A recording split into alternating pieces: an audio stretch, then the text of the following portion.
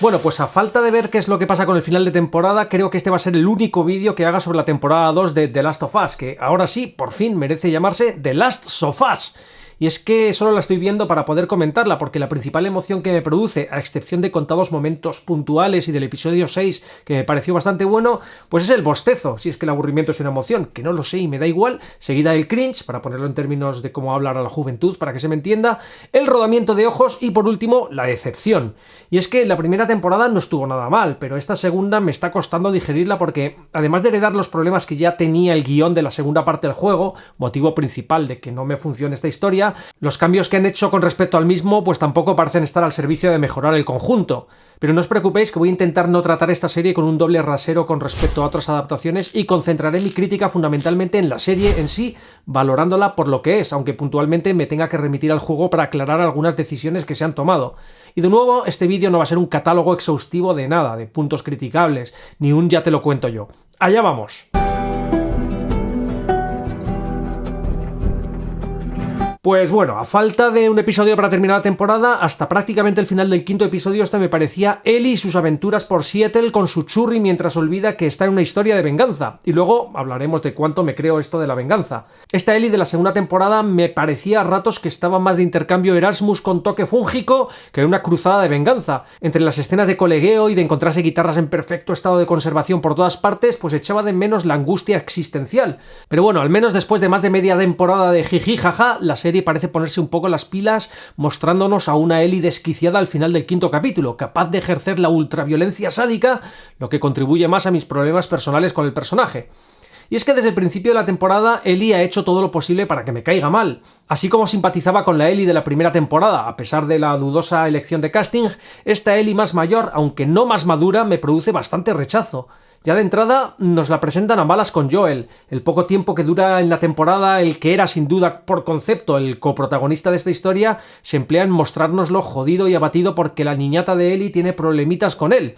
Y ojo, si conoces el juego o ya has visto el capítulo 6, ya sabrás por qué Ellie se distancia de Joel y se muestra tan pasivo-agresiva con él. Pero esta revelación creo que llega un poco tarde si se trataba de que el espectador comprendiese bien las motivaciones del personaje y empatizase más con él. Así, como espectador casual que seguramente simpatizabas con Joel a pesar de la decisión que tomó ante la brutal elección moral al final de la temporada anterior, igual no te sentó muy bien que lo matasen a golpes con un palo de golf en el segundo episodio. Pero ojo, este problema, porque para mí es un problema, ya venía de serie con el guión del juego. Sí, entiendo que este tipo de muertes salvajes de personajes con los que la audiencia empatiza fuertemente, a lo Juego de Tronos, es un recurso que busca aumentar el drama y la crudeza y transmitir la brutalidad del universo de la ficción. Y está bien hacerlo cuando dejas suficientes puntos de apoyo para que la audiencia tenga motivación o interés por la historia. Pero la regla general de no mates al perro debería tomarse más en serio. En narrativa este es un principio no escrito, pero poderosísimo que los guionistas veteranos suelen tratar con mucho respeto. No se refiere literalmente a que no mates a un perro, aunque también, sino a que no elimines el punto de conexión emocional más fuerte entre el público y la historia. Ese personaje que puede ser vulnerable, protector, leal, imperfecto, pero que humaniza el relato y ancla al espectador en medio del caos. En The Last of Us, ese perro es Joel, sin ninguna duda. La serie lo mata en la segunda temporada. Rápido, frío, brutal, y aunque la escena pretende ser impactante, y lo es, el problema no es la muerte en sí, sino la estructura emocional que dinamita con ella. En el videojuego de Last of Us Parte 2, matar a Joel al principio fue un movimiento arriesgado, pero más asumible. El videojuego es un medio en el que el jugador no solo observa, sino que participa activamente. Has estado decenas de horas controlando a Joel, sobreviviendo con él y viendo su vínculo crecer. Su pérdida se siente como una herida personal. De hecho, es tan desgarradora que impulsa al jugador a seguir adelante, a buscar venganza. Aunque duela y sea disruptiva, funciona mejor como motor de juego que como inflexión narrativa en una serie. Además, el juego te obliga a encarnar a Abby, la asesina de Joel, y a convivir con su humanidad. La empatía surge a través de la inmersión forzada. Puedes odiarla, pero al menos llegas a conocerla. La televisión, por otra parte, por muy realista que pretenda ser su representación de la narrativa, no tiene esa capacidad de inmersión. El espectador es pasivo, no controlas a Ellie, no sientes la pérdida como propia, salvo a través del guión y la interpretación. Por eso, cuando Joel muere, lo que se rompe no solo es su cráneo, sino el lazo emocional más fuerte de la audiencia con la serie. Peor aún, los personajes que quedan para sostener la historia no se han ganado aún la confianza ni el afecto del público, al menos no la mía. Ellie, aunque brillante en la primera temporada, pasa por un tramo de segunda temporada más apagada y desconectada emocionalmente. Y Abby ni está ni se la espera, apenas la conocemos, aunque podría ser que en lo que queda de temporada o ya en la siguiente nos cuenten la movida desde su punto de vista. Pero el caso es que por ahora el resultado es que el peso emocional de esta serie recae sobre hombros vacíos, sobre los hombros de Ellie. La rabia de Ellie a mí no me basta, porque el espectador, o sea, yo, tú no lo sé, ya no tiene razones claras para seguir sufriendo con ella. En lugar de motivar, la muerte de Joel desconecta. Es imposible no evocar la brutal muerte de Glenn en The Walking Dead con un bate de béisbol y el efecto disruptivo que provocó en la audiencia. Ese fue el punto en el que muchos decidieron abandonar una serie que ya empezaba a dar bandazos.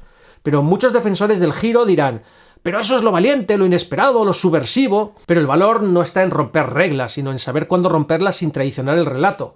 Eliminar a Joel no es subversivo si lo único que consigue es alienar. Así, matar al perro sin tener claro qué lo reemplaza, pues no es shock, es sabotaje narrativo. O, no sé, quizá de verdad Neil Druckmann se creía que Ellie bastaba para sostener sobre sus hombros el peso emocional que supone la pérdida de Joel para la audiencia. Como digo, matar a Joel podría ser una elección más coherente dentro del universo del juego, pero al adaptarlo a la televisión, los guionistas debieron replantearse no solo si hacerlo, sino cuándo y cómo.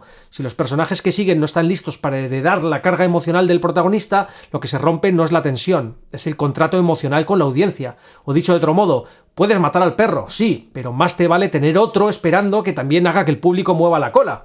E insisto, yo personalmente no encuentro ese perro en Ellie. Me cuesta mucho identificarme con un personaje que, pese a tener 19 años en la ficción, se comporta como si tuviera todavía 14 y acabara de descubrir Tumblr. Lo que nos presentan es a una Ellie rebotada, permanentemente beligerante, hostil, engreída, respondona y con aires de autosuficiencia casi cómicos si no fueran porque dan pena.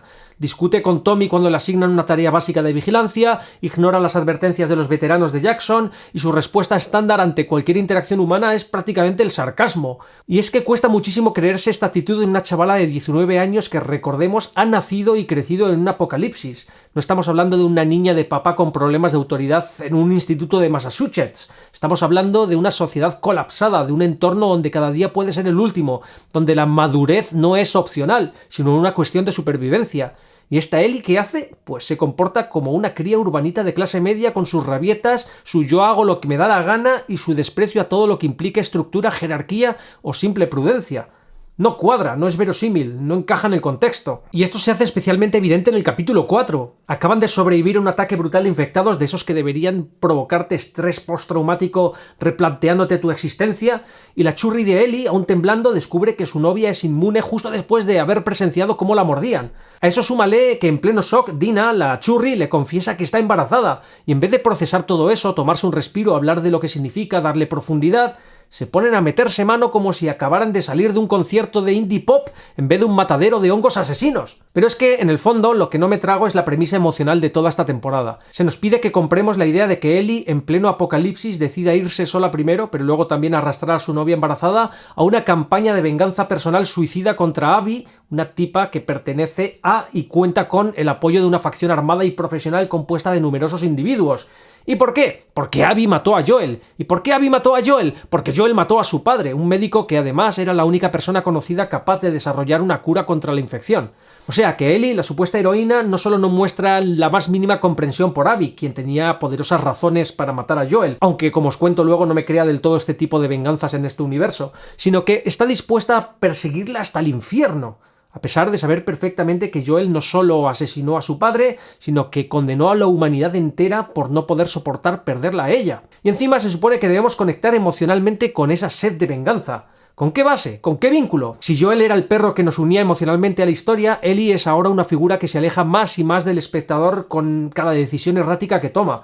Se supone que la rabia que sentimos por la muerte de Joel, como nuestro perro narrativo, debe ser suficiente para que armonicemos con la motivación vengativa de Ellie, como si lo que quisiera la audiencia es que los palos los recibiese Abby en lugar de los guionistas. Pedirle al público que empatice con ese tipo de motivación en estas circunstancias y desde esta construcción de personaje es como intentar encariñarse con un cactus que escupe insultos. Puedes entenderlo en teoría, pero no vas a querer abrazarlo. Si al menos lo que se nos cuenta en el capítulo 6 hubiese llegado antes...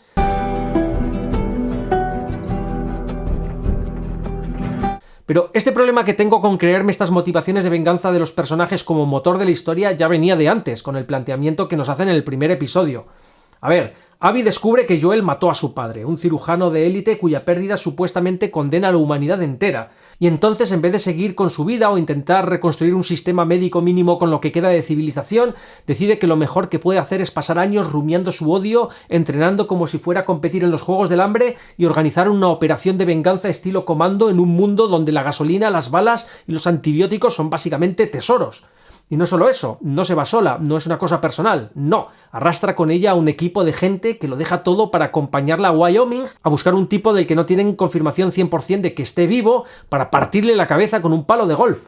O sea, lo típico en un mundo colapsado, destinar hombres y recursos que podrían emplearse en, no sé, defender cultivos, proteger civiles, etc., para ejecutar una vendetta personal. Muy sensato todo. ¿Y esto lo hacen en secreto o es que en su facción hay un Excel oficial para venganzas pendientes que se aprueba en asambleas tipo comuna? No hay un líder que diga, oye, Abby, quizás ahora que nos comen los zombies por las piernas no es el mejor momento para una excursión emocional. ¿De verdad nadie en el grupo le dice, tía, supéralo ya, han pasado años?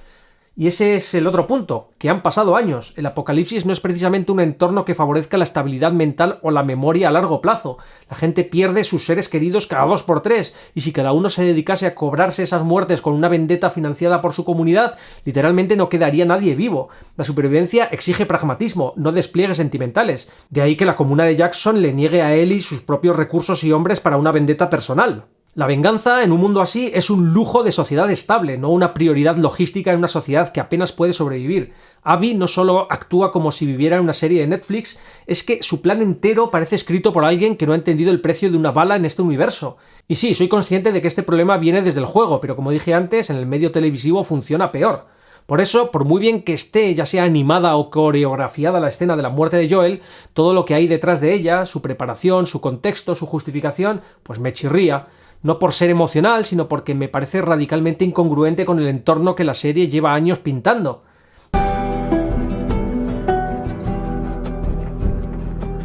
Y ya que hablamos de cosas que me chirrían, pues permitidme detenerme un momento en el capítulo 5, que nos regala uno de esos momentos de guión que te hacen rodar los ojos. Me refiero al rescate in extremis que protagoniza Jesse, una aparición tan forzada que casi se oyen los engranajes del guión girando torpemente en segundo plano. El contexto, pues Ellie y Dina están completamente rodeadas por un grupo de infectados, de esos medio inteligentes que aparecieron en esta temporada, capaces de flanquear, acechar y organizarse.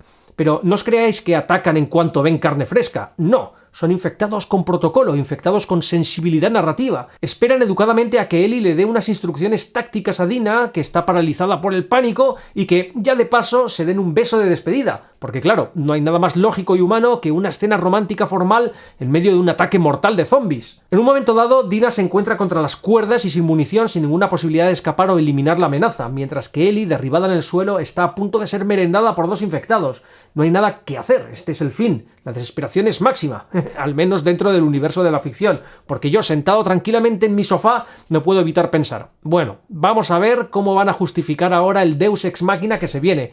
Porque vamos, se huele a kilómetros. Y efectivamente, ¡bam! En el último segundo entra Jesse en escena pegando tiros como un héroe de acción de los 90. Las salva sin ningún tipo de explicación previa, sin haber sido mencionado, sin pista alguna de por dónde andaba este tío. Solo faltaba que entrara montado en un caballo y con un foco cenital. Pero claro, la audiencia no es tonta y la aparición de un salvador providencial en el último segundo necesita al menos una capa fina de barniz argumental para no resultar una chapuza total. Y esa capa llega poco después, en un momento de respiro, con este diálogo. ¿Cómo nos encontraste? Por el mapa que dejaron en el teatro. Y oye, mira, como primer paso no está mal, tiene un mínimo de lógica. Dina había dibujado un mapa con su plan para acercarse al hospital donde creían que estaba Abby, y ese mapa se lo dejaron en el teatro. Bien. Pero ojo con la trampa narrativa. Toda esta explicación se sostiene en que Ellie y Dina fueron lo suficientemente imprudentes como para dejar información sensible tirada por ahí. Y tan torpemente lo hicieron que no solamente Jesse pudo deducir su localización con ese mapa, sino que también lo podría haber hecho cualquiera del Frente de Liberación de Washington o de cualquier otro grupo hostil que pasara por allí. Lo que en términos realistas es una imprudencia gravísima, resulta que en términos de guión es una bendita conveniencia. Pero oye, qué suerte que fueran tan imprudentes, ¿no? Porque si no, Jesse no habría podido aparecer justo a tiempo para salvarlas. Maravilloso. Y vale, asumamos esto como explicación funcional, pero la cosa no acaba ahí, porque si Jesse las encontró gracias al mapa, la nueva gran pregunta es ¿y cómo narices encontró Jesse el teatro? La mera casualidad arruinaría la suspensión de la incredulidad y la consistencia del relato, así que esa pregunta debía hacerse sí o sí. Y claro, Los guionistas lo saben que la lógica exige una explicación, porque si no, todo se viene abajo. Así que para evitar que el espectador se cuestione demasiado, meten una respuesta tapón. Ellie, como buena portavoz del público, pregunta: ¿cómo encontraste el teatro? ¿Te parece que tengo ganas de hablar contigo? Y ya está, fin de la discusión. Ellie parece aceptar esta no explicación y el tema se deja correr.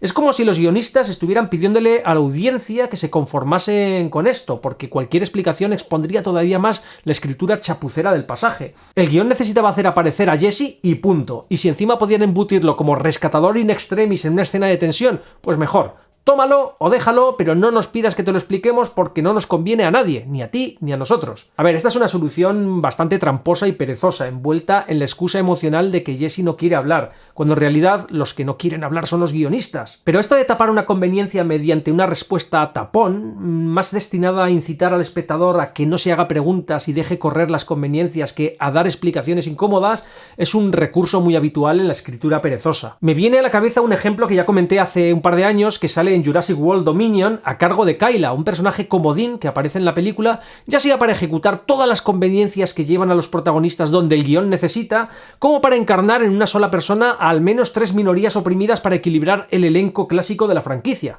Pues bien, por un lado tenemos a Claire y Owen por Malta buscando a la niña Maisie cuando se enteran de que los malos se la han llevado a Biosyn. Y por otro lado tenemos al personaje de Kyla, que no solamente es piloto y tiene un avión propio, sino que aparece convenientemente en el camino de Claire y Owen para ayudarles sin ninguna explicación ni desarrollo de motivaciones. Por avatares bastante ridículos del guión, Claire ya se encuentra en el avión que pilota Kyla rodando por la pista a punto de despegar, y Owen aparece por allí en moto después de que unos atrociraptores le persiguiesen por medio Malta. Y ahora le cedo mi voz a mi yo de agosto de 2023, atención. El caso es que Owen llega justito al avión, por los pelos, como cabía esperar, y ante la conveniencia de la irrupción de Kyla en la suerte de Claire y Owen, porque hace falta tener suerte, este último es, esta vez, el que verbaliza las objeciones de los espectadores más inquisitivos. Tened siempre presente que esta explicitación continua por parte de algunos personajes de conveniencias más o menos exageradas que nos hacen arrugar la nariz, se trata de un recurso de guionista mediocre para intentar disimularlas, buscando la impresión de que el guión las tenía en cuenta como algo calculado y legítimamente justificado. De hecho, la respuesta de Kyla es una afrenta directa a ti, al espectador. ¿Quieres hacer preguntas o quieres volar? Aquí el Owen desconcertado por la convenientemente favorable irrupción de Kyla en su camino representa al espectador y Kyla quien se arroga el derecho a no tener que dar explicaciones a los guionistas. La pregunta de Owen a Kyla, es decir, del espectador a los guionistas, ¿estás dispuesta a arriesgar tu vida por gente que no conoces? Realmente significa, ¿cómo es posible que estéis intentando que me trague toda esta sarta de conveniencias que me acabáis de soltar? Y con la respuesta de Kyla, ¿quieres hacer preguntas o quieres volar? Lo que los guionistas realmente están diciéndote a ti, al espectador, es: ¿vas a seguir cuestionando y poniendo en evidencia la mierda de guión que hemos escrito? ¿O mejor te la tragas y te dejas llevar en nuestra montaña rusa mientras te ponemos fuegos artificiales? Y el "te acepto el vuelo" de Owen significa: vale, me como la mierda a dos manos.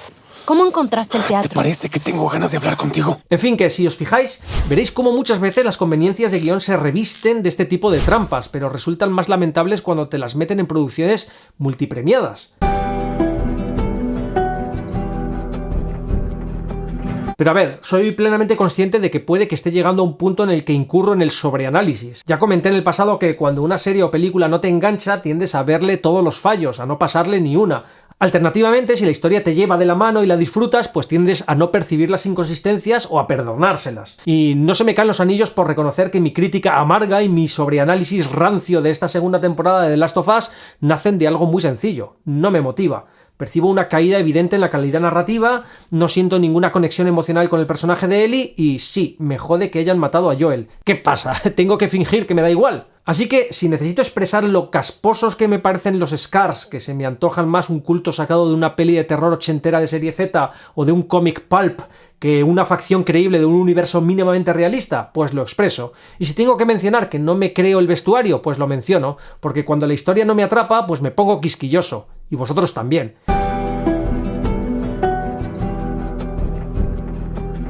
Y de repente me fijo en que en un mundo post-apocalíptico en el que llevamos 25 años sin industria textil, sin transporte masivo, sin tiendas ni fábricas ni cosmética, todo el mundo va estupendamente peinado. Las camisetas encajan como si fueran de catálogo y los personajes parecen más sacados de un lookbook de primavera que de un refugio de supervivencia. Esto lo noté especialmente en el grupo de Abby, cuando van a buscar a Joel. Los cortes de pelo fresquísimos, las ropas impolutas, prendas que parecen recién salidas de Zara.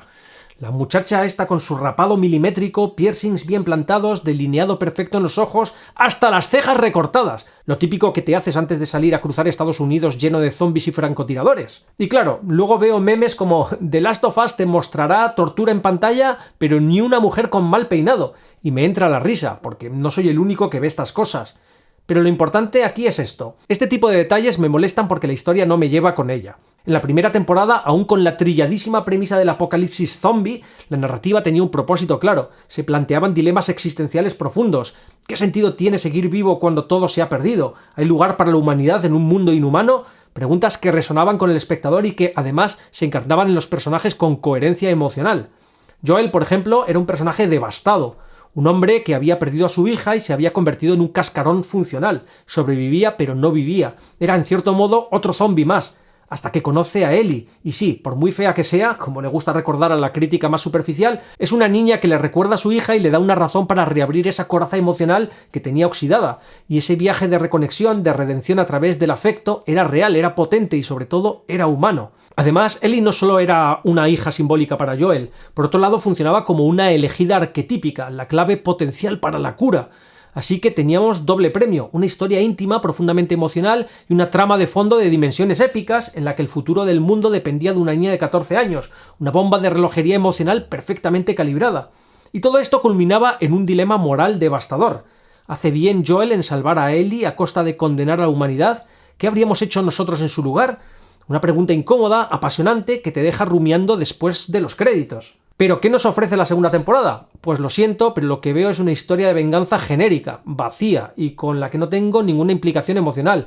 Y si ya me costaba empatizar con esta nueva Ellie, que oscila entre la hostilidad adolescente y el nihilismo plano, el remate llega con el final del episodio 5. Ahí la vemos reventando a palos a una mujer moribunda simplemente porque no le dice dónde está Abby. Y claro, llega un punto en el que ya no me importa lo que le pase a Ellie, no hay conexión, no hay compasión, no hay personaje al que seguir. Y esto me lleva a una conclusión que no deja de repetirse con el paso de los capítulos. Ellie no funciona sola, o mejor dicho, fuera de su relación con Joel, se desinfla, lo mismo que le pasa al mandaloriano cuando le quitas a Grogu. Sin ese vínculo emocional, sin esa figura que le humaniza y le permite crecer, el personaje pierde interés, se convierte en un caparazón con un rifle. Esto me lo confirma el capítulo 6, esa excepción que confirma la regla, que consiste en una serie de flashbacks que nos muestran la relación paterno-filial de Joel y Ellie a través de sucesivos cumpleaños de esta última, capítulo en el que además vemos a Ellie constatar que Joel le mintió con respecto a lo que pasó con los luciérnagas, y que es para mí de lejos el mejor capítulo de la temporada, a falta de ver lo que pasa en el séptimo y último capítulo. Y es que, como digo, la magia de The Last of Us es demasiado dependiente de esta relación, de la alquimia narrativa que se produce entre estos dos personajes. Y sí, ya sé que estáis pensando algunos, pero es que ahora tiene a Dina. Pero Dina no compensa esa carencia. Sí, forman pareja, hay besitos, hay embarazo y Ellie va a ser papá. En serio, no lo digo yo. Voy a ser papá.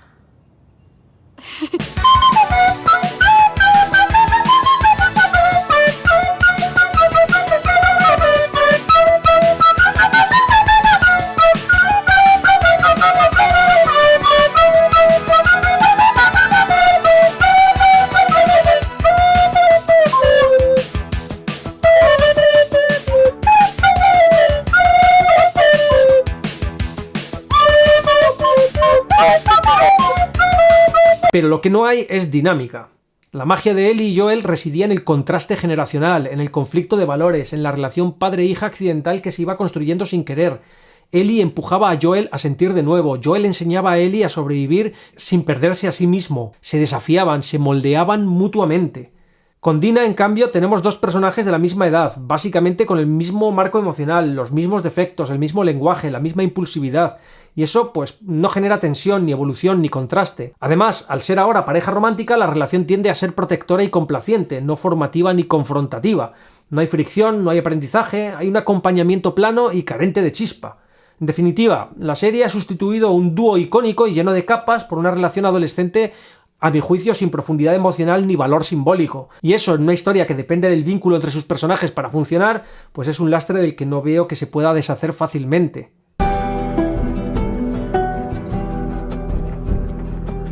Y hablando de lastre, la serie también adolece en esta segunda temporada de un importante problema de ritmo, que tiene la gracia y agilidad de un chasqueador con ciática, porque si ya me costaba implicarme emocionalmente, pues la estructura de los episodios viene a rematar la faena.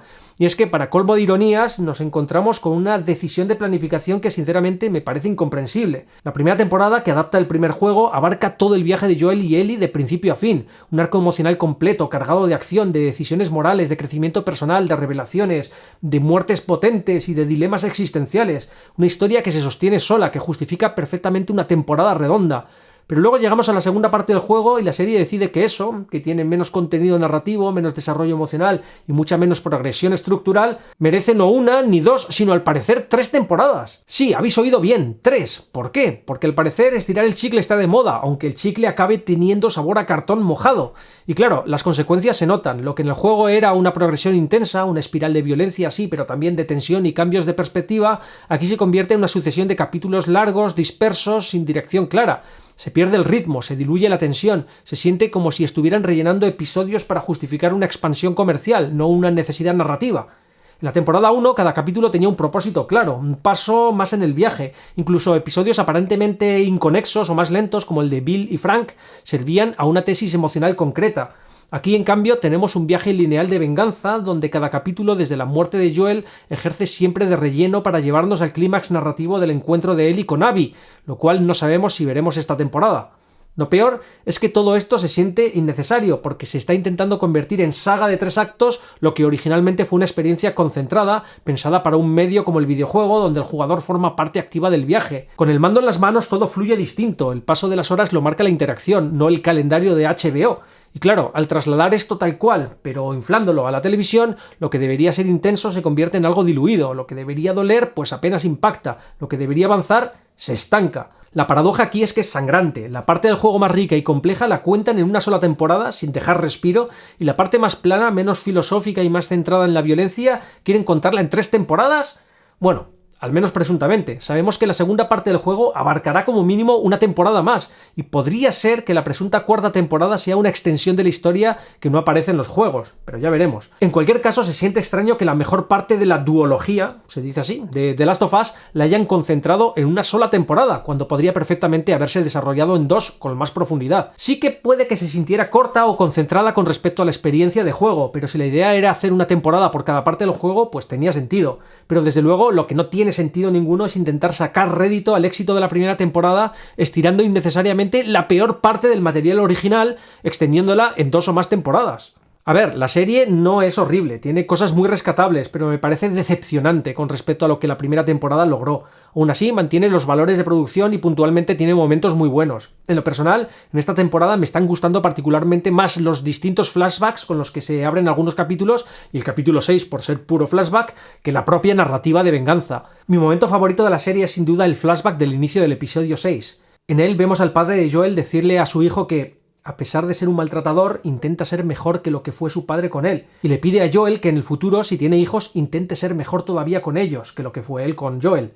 Esta escena y cómo Joel recupera la idea más adelante transmitiéndosela a Ellie para ver si puede entender por qué decidió salvar su vida costase lo que costase, es quizá lo que más ha resonado conmigo y con mi propia historia. Bueno, con esto yo creo que os hacéis una idea de mi opinión general de esta segunda temporada de The Last of Us. Como veis, no siempre necesita uno irse a los lugares comunes para criticarla. ¿Que es woke? Sí, pero me da igual porque no necesito meterme en esa capa de análisis para mostrar por qué no estoy satisfecho con esta segunda temporada. De forma análoga, esta característica también presente en la primera temporada tampoco supuso un criterio que afectase a mi valoración generalmente favorable de aquella. En definitiva, Si esto va para 2 temporadas más, pues más vale que los guionistas den con un mapa narrativo más atractivo, porque si no, esto no lo rescata ni un Jesse que aparezca de la nada pegando tiros diciendo que encontró el guión en el teatro. ¡Nos vemos, chao!